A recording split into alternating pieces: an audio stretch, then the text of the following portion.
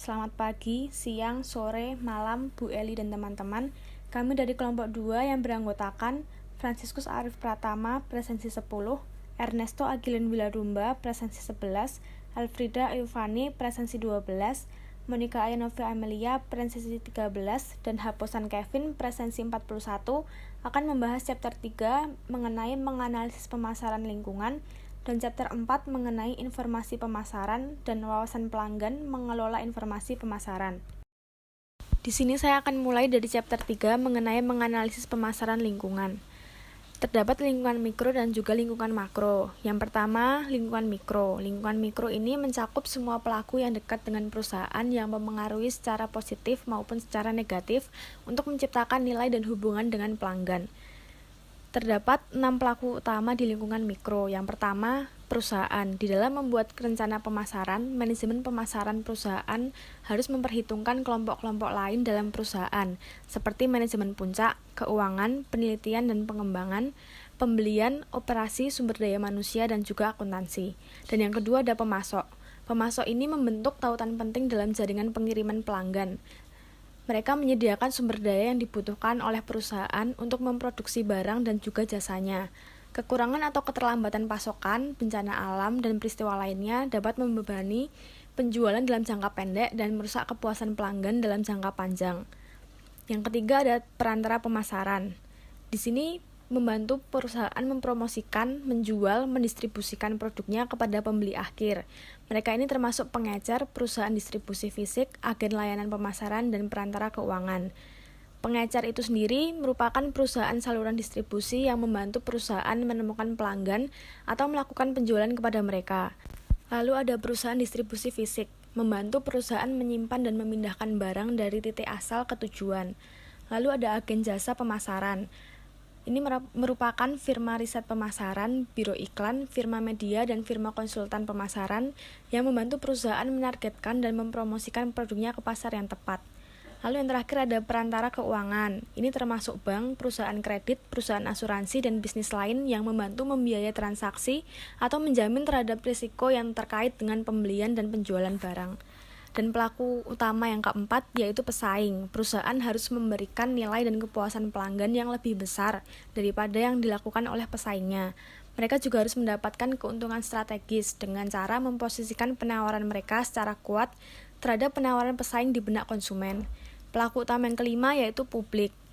Terdapat 7 jenis publik. Yang pertama, publik keuangan. Kelompok ini mempengaruhi kemampuan perusahaan untuk memperoleh dana. Bank, analisis investasi, dan pemegang saham adalah publik keuangan utama. Yang kedua ada publik media. Kelompok ini memuat berita, fitur, opini editorial, dan konten lainnya. Ini termasuk stasiun televisi, surat kabar, majalah, dan blog, dan sosial media lainnya.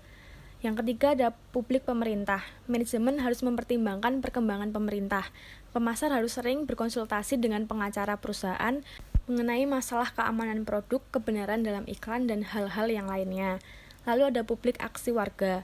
Keputusan pemasaran suatu perusahaan mungkin dipertanyakan oleh organisasi konsumen, kelompok lingkungan, kelompok minoritas, dan juga yang lain-lain. Departemen hubungan masyarakatnya dapat membantu tetap berhubungan dengan konsumen dan juga kelompok masyarakat. Lalu ada publik internal. Kelompok ini mencakup pekerja, manajer, sukarelawan, dan dewan direksi. Perusahaan besar menggunakan buletin ataupun sarana lain untuk menginformasikan dan memotivasi publik internal. Ketika karyawan merasa nyaman dengan perusahaan tempat mereka bekerja, maka sikap positif ini akan menyebar ke publik eksternal. Lalu ada masyarakat umum. Perusahaan perlu memperhatikan sikap masyarakat umum terhadap produk dan juga aktivitasnya. Citra publik terhadap perusahaan mempengaruhi perilaku pembeliannya. Lalu yang terakhir ada publik lokal. Ini mencakup penduduk dan organisasi masyarakat setempat.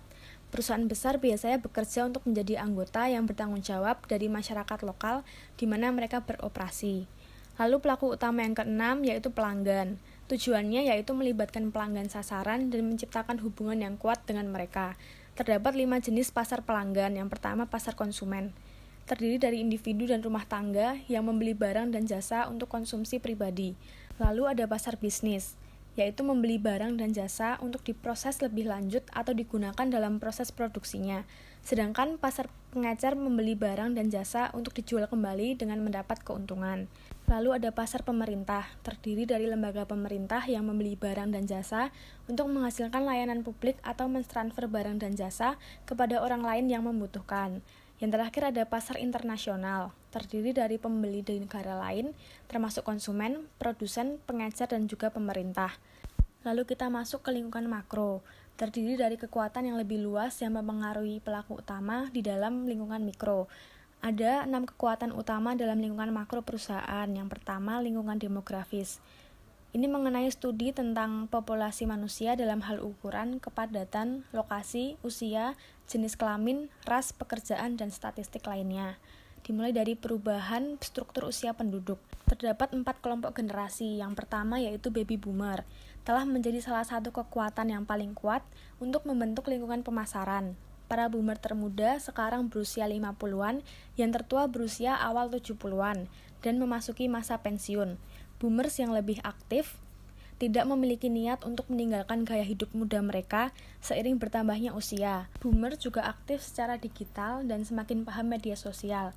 Lalu yang kedua, generasi X, berada di bawah bayang-bayang boomer, berusia sekitar 40-an. Dari sudut pandang pemasaran, generasi X adalah kelompok yang lebih skeptis. Mereka adalah pembeli yang bijaksana yang meneliti produk secara mendalam sebelum mereka mempertimbangkan untuk membeli. Biasanya lebih memilih kualitas dibanding kuantitas, dan cenderung kurang menerima tawaran pemasaran yang terbuka. Mereka semakin menggeser gaya hidup, budaya, dan nilai-nilai baby boomer. Yang ketiga ada milenial.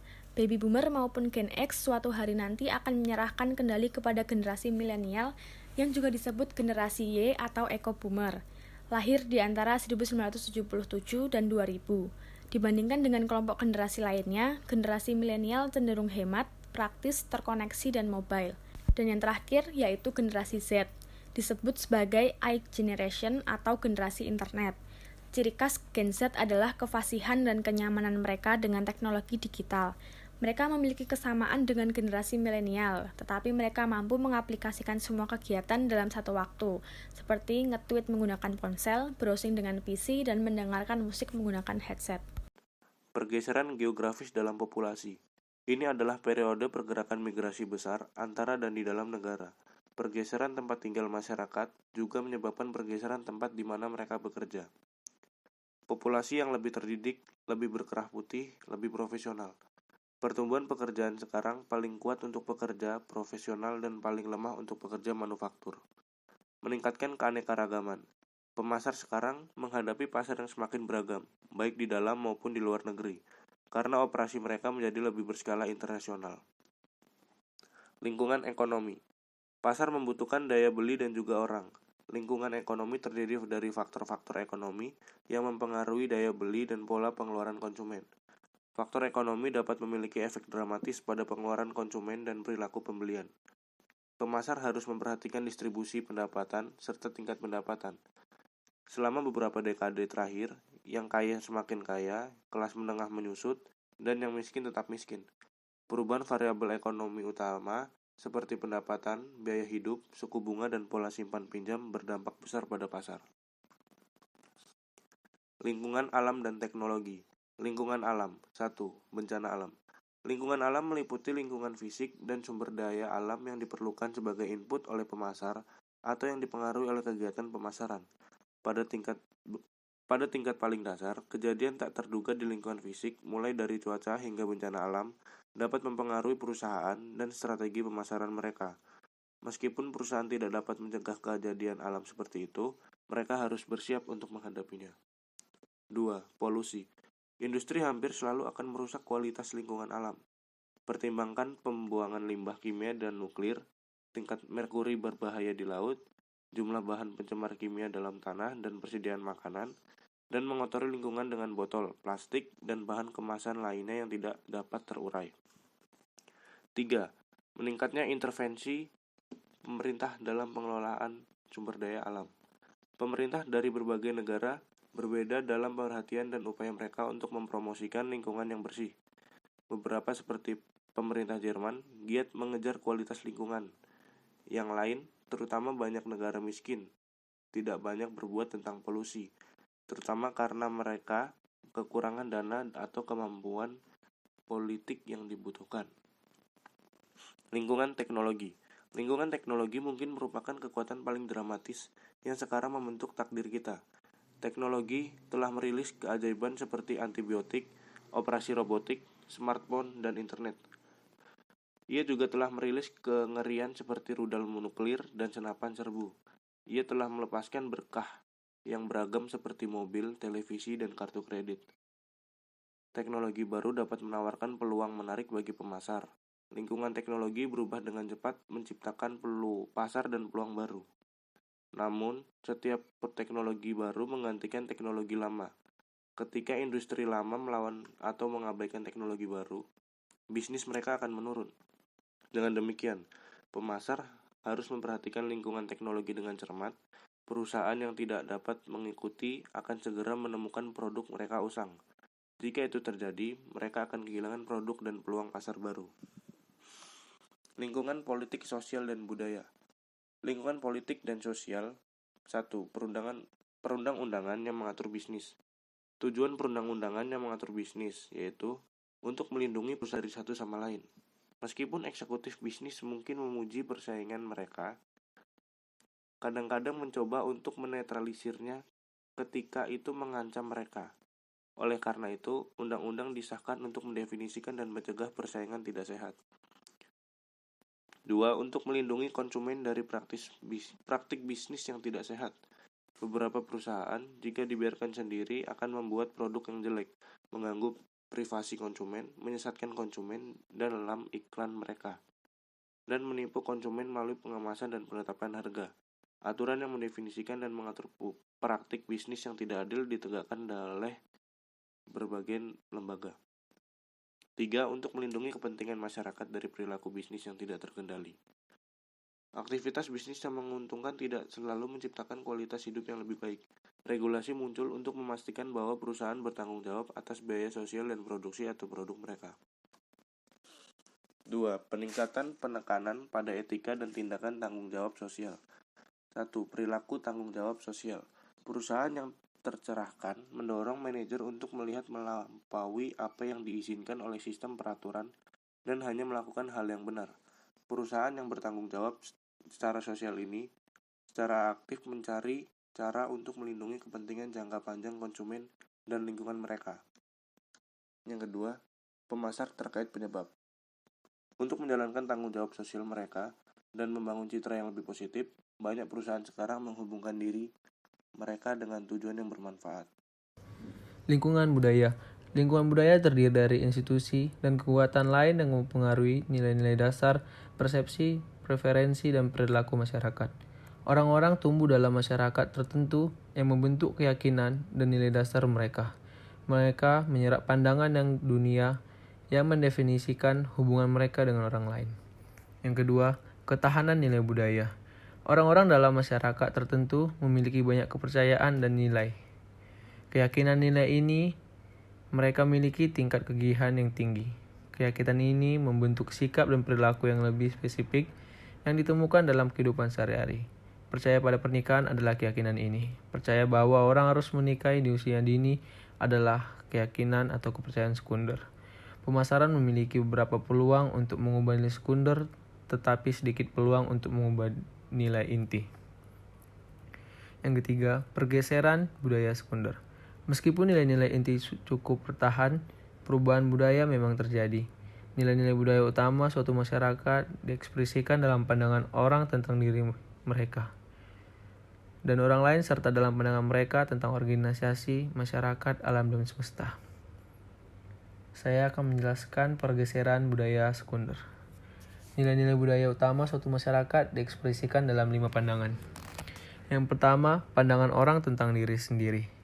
Beberapa orang mencari kesenangan pribadi, menginginkan kesenangan, perubahan, dan pelarian. Beberapa orang melihat diri mereka sebagai orang yang berbagi dan bergabung. Yang kedua, pandangan orang tentang orang lain. Sikap orang terhadap dan berinteraksi dengan orang lain berubah dari waktu ke waktu. Dalam beberapa waktu terakhir, mereka lebih banyak memegang dengan digital dan mengakibatkan berkurang interaksi manusia. Karena orang mengubur diri mereka sendiri dalam media sosial atau mengirim email mengirim SMS daripada berinteraksi secara pribadi. Yang ketiga, pandangan orang tentang organisasi. Sikap orang terhadap perusahaan, lembaga, pemerintah, serikat pekerja, universitas, dan organisasi lainnya berbeda-beda. Pada umumnya, orang bersedia bekerja untuk organisasi besar dan mengharapkan mereka pada gilirannya untuk melaksanakan pekerjaan masyarakat. 2 dekade terakhir melihat penurunan tajam dan kepercayaan dan loyalitas terhadap bisnis dan organisasi politik dan institusi. Di tempat kerja, telah terjadi penurunan keseluruhan dalam loyalitas organisasi. Yang keempat, pandangan masyarakat terhadap masyarakat. Orientasi orang terhadap masyarakatnya mempengaruhi pola konsumsi dan sikap mereka terhadap pasar. Satu survei konsumen tahunan menunjukkan bahwa beberapa merek sangat terkait dengan patriotisme. Saya akan mengambil contoh Coca-Cola meluncurkan kaleng bendera merah, putih, dan biru edisi terbatas di sekitar libur 4 Juli dengan lirik lagu patriotik "Saya bangga menjadi orang Amerika". Pada labelnya, meskipun sebagian besar upaya pemasaran seperti itu enak dan diterima baik. Yang kelima, pandangan orang tentang alam. Sikap orang tentang alam berbeda-beda. Ada yang merasa diperintah olehnya, ada yang merasa selaras dengannya, dan ada juga yang berusaha menguasainya. Tren jangka panjang adalah pengusaha orang yang berkembang atas alam melalui teknologi dan keyakinan bahwa alam itu melimpah. Kecintaan baru pada hal-hal alam ini telah menciptakan pasar konsumen yang cukup besar. Misalnya, produsen makan juga menemukan pasar yang tumbuh cepat untuk produk alami dan organik. Chapter 4. Informasi pemasaran dan wawasan pelanggan. Untuk menciptakan nilai bagi pelanggan dan membangun hubungan yang bermakna dengan mereka, pemasar pertama-tama harus mendapatkan wawasan baru dan mendalam tentang apa yang dibutuhkan dan diinginkan pelanggan. Wawasan pelanggan seperti ini berasal dari informasi pemasaran yang baik. Perusahaan menggunakan wawasan pelanggan ini untuk mengembangkan keunggulan kompetitif. Meskipun wawasan pelanggan dan pasar penting untuk membangun nilai dan keterlibatan pelanggan, wawasan ini bisa sangat sulit diperoleh. Untuk mendapatkan wawasan pelanggan yang baik, pemasaran harus bersifat secara efektif, mengelola informasi pemasaran dari berbagai sumber. Mengelola informasi pemasaran. Nilai sebenarnya dari informasi terletak pada cara penggunanya dalam wawasan pelanggan yang diberikan, yang tugasnya adalah mengembangkan wawasan yang diambil dari tindak lanjut dari informasi pemasaran dan bekerja secara strategis dengan pengambilan keputusan pemasaran untuk menerapkan wawasan tersebut. Dengan demikian, perusahaan harus merancang sistem informasi pemasaran yang efektif yang memberikan manajer informasi yang tepat dan bentuk yang tepat dan pada waktu yang tepat untuk membantu mereka menggunakan informasi untuk menciptakan nilai pelanggan yang terlibat. Competitive Market Intelligence adalah pemantauan sistematis, pengumpulan, dan analisis informasi yang tersedia untuk umum tentang konsumen, pesaing, dan perkembangan di pasar. Tujuan dari market intelligence ini adalah untuk meningkatkan pengambilan keputusan strategis dengan memahami lingkungan konsumen, menilai dan melacak tindakan pesaing, dan memberikan peringatan dini tentang peluang dan ancaman yang akan terjadi. Teknik market intelligence ini berkisar dari mengamati konsumen secara langsung hingga menanyai karyawan perusahaan itu sendiri, membandingkan produk pesaing, riset online, dan memantau media sosial. Contoh dari marketing intelligence ini dalam real marketing yaitu dapat kita lihat pada buku tentang pusat komando media sosial dengan cara mendengarkan dan melibatkan pelanggan di ruang sosial atau ruang media sosial. Contoh saja, Gatorade PepsiCo adalah salah satu merek pertama yang mendirikan pusat komando media sosial yang disebut dengan kontrol misi Gatorade. Pusat ini melakukan pemantauan secara real time yang ekstensif tentang aktivitas media sosial terkait merek mereka. Setiap kali seseorang menyebutkan sesuatu yang terkait dengan Gatorade seperti pesaing dan produk-produk lainnya di media sosial ataupun blog utama, hal itu akan muncul di visualisasi dan dashboard yang terdapat pada perusahaan mereka, sehingga para karyawan, staf, dan para petinggi mengetahui tentang merek-merek yang mereka punya dan bagaimana perkembangannya di media sosial. Yang selanjutnya itu adalah market research. Market research adalah desain sistematis, pengumpulan, analisis, dan pelaporan data yang relevan dengan situasi pemasaran tertentu yang dihadapi oleh organisasi. Perusahaan menggunakan riset pemasaran dalam berbagai situasi. Misal, riset pemasaran memberi pemasar wawasan tentang motivasi pelanggan, perilaku pembelian, dan kepuasan. Ini dapat membantu mereka untuk menilai potensi pasar dan pangsa pasar atau mengukur efektivitas penerapan harga, produk, distribusi, dan kegiatan promosi. Yang selanjutnya itu adalah mendefinisikan masalah dan tujuan penelitian. Manajer pemasaran dan peneliti harus bekerja secara erat untuk mendefinisikan masalah dan menyepakati tujuan penelitian. Manajer memahami keputusan tentang informasi mana yang diperlukan, sedangkan peneliti paling memahami riset pemasaran dan cara memperoleh informasi tersebut. Mendefinisikan masalah dan tujuan penelitian seringkali merupakan langkah tersulit dalam proses penelitian. Bisa kita lihat pada bagian di bawah ini, bagian proses riset pemasaran disebutkan terdapat 4 tahap. Yang pertama itu mendefinisikan masalah dan menetapkan tujuan penelitian. Yang kedua, mengembangkan rencana penelitian untuk mengumpulkan informasi. Dan yang selanjutnya itu ada menerapkan rencana penelitian, mengumpulkan dan menganalisis data. Dan yang terakhir adalah menginterpretasikan atau menafsirkan laporan dan temuan. Selanjutnya itu ada juga mengembangkan rencana penelitian. Setelah peneliti mendefinisikan masalah dan tujuan penelitian, mereka harus menentukan informasi yang tepat dan yang dapat dibutuhkan, mengembangkan rencana untuk mengumpulkannya secara efisien, dan menyajikan rencana tersebut kepada manajemen. Rencana penelitian menguraikan sumber data yang ada dan menjabarkan pendekatan penelitian tertentu, metode kontak, rencana pengambilan sampel, dan instrumen yang akan digunakan peneliti untuk mengumpulkan data yang baru. Mengumpulkan data sekunder. Peneliti biasanya memulai dengan mengumpulkan data sekunder. Basis data internal perusahaan memberikan titik awal yang baik. Namun, perusahaan juga dapat memanfaatkan berbagai macam sumber informasi eksternal. Contoh saja, perusahaan dapat membeli data sekunder dari pemasok luar, seperti dari The Future Company yang menjual informasi tentang tren sosial dan gaya hidup yang penting. Perusahaan ini dan perusahaan lainnya menyediakan data berkualitas tinggi untuk memenuhi berbagai kebutuhan informasi pemasaran. Internet juga dapat digunakan untuk membantu dan menemukan sumber informasi sekunder.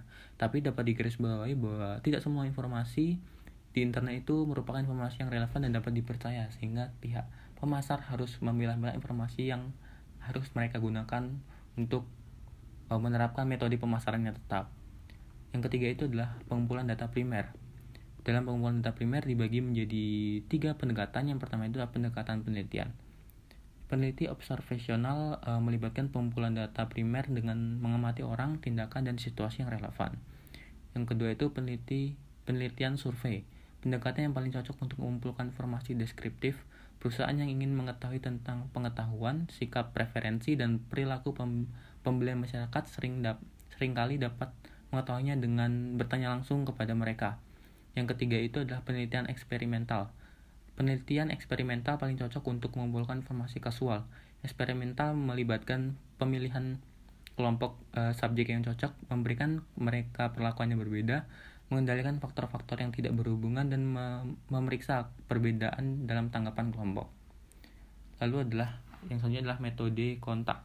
Informasi dapat dikumpulkan melalui surat, telepon, dan wawancara pribadi. Biasanya dalam bentuk kuesioner surat dapat digunakan untuk mengumpulkan informasi dalam jumlah yang besar dengan biaya per responden yang lebih kecil atau rendah. Lalu yang kedua itu adalah wawancara kelompok. Wawancara kelompok terdiri dari mengundang kelompok kecil orang untuk bertemu dengan moderator terlatih untuk membicarakan suatu produk, pelayanan, ataupun organisasi. Biasanya benefit dari orang yang melakukan wawancara kelompok ini akan diberi apresiasi dalam bentuk bayaran karena sudah mau dilibatkan dalam suatu wawancara kelompok tentang yang berbicara tentang suatu produk, layanan, ataupun organisasi. Yang selanjutnya adalah riset pemasaran online. Di internet memiliki dampak pada bagian riset pemasaran, tapi informasi harus dipilah-pilah sesuai dengan kebutuhan si pemasar. Dan terakhir adalah pelacak dan penargetan perilaku dalam sosial media. Selanjutnya, rencana pengambilan sampel. Peneliti pemasaran biasanya menarik kesimpulan tentang kelompok besar konsumen dengan mempelajari sampel kecil dari total populasi konsumen. Sampel sendiri memiliki arti segmen dari populasi yang dipilih untuk riset pemasaran untuk mewakili populasi secara keseluruhan. Merancang sampel membutuhkan 3 keputusan. Yang pertama, siapa yang akan dipelajari atau unit samplingnya apa. Lalu yang kedua, berapa banyak orang yang harus dimasukkan atau berapa ukuran sampelnya. Terakhir, bagaimana seharusnya orang-orang dalam sampel dipilih atau prosedur pengambilan sampelnya apa. Di slide ini saya akan menjelaskan riset pemasaran jenis sampel. Yang pertama itu ada sampel probabilitas. Teknik ini melibatkan pengambilan acak atau dikocok dari suatu populasi. Ada bermacam-macam metode probability sampling dengan turunan dan variasi masing-masing, namun paling populer sebagai berikut.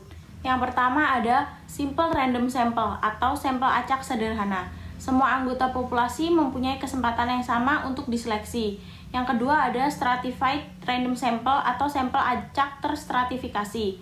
Populasi dibagi menjadi kelompok yang secara eksklusif memiliki persamaan, seperti kelompok usia, dan sampel acak yang diambil dari masing-masing kelompok. Ketiga, cluster atau area sampel atau sampel gugus. Populasi dibagi menjadi kelompok yang secara eksklusif memiliki persamaan, seperti berdasarkan blok rumah dan preset mengambil sampel dari kelompok itu untuk diwawancara. Yang kedua ada sampel non-probabilitas, mencakup convenient sample atau sampel mudah. Preset memilih anggota populasi termudah dari mana ia dapat memperoleh informasi. Lalu judgment sample, periset menggunakan penilaian untuk memilih anggota populasi yang memiliki prospek bagus untuk informasi akurat. Lalu yang terakhir ada kuota sampel atau sampel kuota. Periset menemukan dan mewawancarai sejumlah orang tertentu dalam masing-masing kategori. Selanjutnya ada instrumen penelitian. Dalam pengumpulan data primer, peneliti pemasaran memiliki 2 pilihan instrumen penelitian utama. Yang pertama, kuesioner. Kuesioner sejauh ini merupakan instrumen yang paling umum, baik dilakukan secara langsung melalui telepon, email, atau online. Kuesioner juga sangat fleksibel. Ada banyak cara untuk mengajukan pertanyaannya. Yang pertama ada kuesioner jenis terbuka, yaitu kuesioner yang responden diberi kebebasan untuk menjawab dan tidak disediakan pilihan jawaban. Lalu yang kedua ada kuesioner tertutup, yaitu kuesioner yang responden tidak diberi kesempatan dalam menjawab. Jawaban dari pertanyaan kuesioner sudah disediakan oleh peneliti. Lalu yang terakhir ada kuesioner semi, yaitu kuesioner yang responden disediakan jawaban dan juga diberi kesempatan untuk menjawab sesuai kemauannya. Lalu ada mechanical instrument. Meskipun kuesioner adalah instrumen penelitian yang paling umum, peneliti juga menggunakan instrumen mekanik untuk memantau perilaku konsumen. Misalnya, pemasar lain menggunakan teknologi GPS ponsel untuk melacak pergerakan konsumen di dalam dan di dekat toko mereka. Selanjutnya, merencanakan rencana penelitian. Peneliti selanjutnya menerapkan rencana riset pemasaran. Ini melibatkan pengumpulan, pemrosesan, dan analisis informasi. Pengumpulan data dapat dilakukan oleh staf riset pemasaran perusahaan atau di luar perusahaan. Peneliti juga memproses dan menganalisis data yang dikumpulkan untuk mengisolasi informasi dan wawasan penting. Mereka perlu memeriksa keakuratan dan kelengkapan data dan mengkodenya untuk analisis. Lalu selanjutnya ada menafsirkan dan melaporkan temuan. Sekarang periset pasar harus menerjemahkan penemuan, menarik kesimpulan, dan melaporkan penemuan tersebut kepada manajemen. Manajer dan periset harus bekerja secara erat ketika menginterpretasikan hasil riset, dan keduanya harus berbagi tanggung jawab dalam proses riset dan keputusan yang dihasilkan. Lalu selanjutnya menganalisis dan menggunakan informasi pemasaran. Informasi yang dikumpulkan dari database internal, intelijen pemasaran kompetitif, dan riset pemasaran biasanya memerlukan analisis tambahan. Analisis ini dapat mencakup analitik tingkat lanjut dan analisis informasi. Untuk menganalisis data pelanggan perorangan, sekarang banyak perusahaan menerapkan atau mengembangkan piranti lunak dan teknik analisis khusus, disebut manajemen hubungan pelanggan atau Customer Relationship Management atau biasa disingkat CRM, yang mengintegrasikan, menganalisis, dan menerapkan segunung data pelanggan perorangan yang ada di dalam database mereka. CRM mengelola informasi detail tentang pelanggan perorangan dan secara hati-hati mengelola titik sentuh pelanggan untuk memaksimalkan loyalitas pelanggan. Distribusikan informasi pemasaran. Informasi pemasaran tidak bernilai sampai informasi itu digunakan untuk membuat keputusan pemasaran yang lebih baik. Berkat teknologi modern, sehingga sekarang manajer pemasaran bisa mendapatkan akses langsung terhadap sistem informasi setiap saat dan dari berbagai lokasi secara virtual. Intranet menyediakan informasi untuk karyawan dan pemegang saham kepentingan atau stakeholder lainnya. Extranet menyediakan informasi bagi pelanggan kunci dari para supplier. Lalu selanjutnya ada pertimbangan informasi pemasaran lainnya. Yang pertama, riset pemasaran di bisnis kecil dan organisasi nirlaba. Sama seperti perusahaan besar, usaha kecil dan organisasi nirlaba membutuhkan informasi pasar dan wawasan pelanggan yang dapat diberikannya. Yang kedua, riset pemasaran internasional. Peneliti internasional mengikuti langkah yang sama seperti peneliti domestik. Namun, para peneliti ini sering menghadapi masalah yang lebih banyak dan berbeda. Di banyak pasar luar negeri, peneliti internasional mungkin kesulitan menemukan data sekunder yang baik. Perbedaan budaya dan bahasa dari satu negara ke negara lain juga menyebabkan masalah tambahan bagi peneliti internasional. Lalu selanjutnya ada kebijakan publik dan etika dalam riset pemasaran. Dua isu kebijakan publik dan etika utama dalam riset pemasaran adalah yang pertama, gangguan terhadap privasi konsumen. Banyak konsumen yang benar-benar sangat membenci atau bahkan tidak mempercayai riset pemasaran. Mereka tidak suka diganggu oleh peneliti. Mereka khawatir bahwa pemasar sedang membangun database besar yang penuh dengan informasi pribadi tentang pelanggan. Selanjutnya ada penyalahgunaan temuan riset. Menyadari bahwa riset pemasaran dapat disalahgunakan, beberapa asosiasi termasuk Asosiasi Pemasaran Amerika, Asosiasi Riset Pemasaran, dan Dewan Organisasi Riset Survei Amerika telah mengembangkan kode etik riset dan standar perilaku. Sekian presentasi dari kelompok kami. Terima kasih.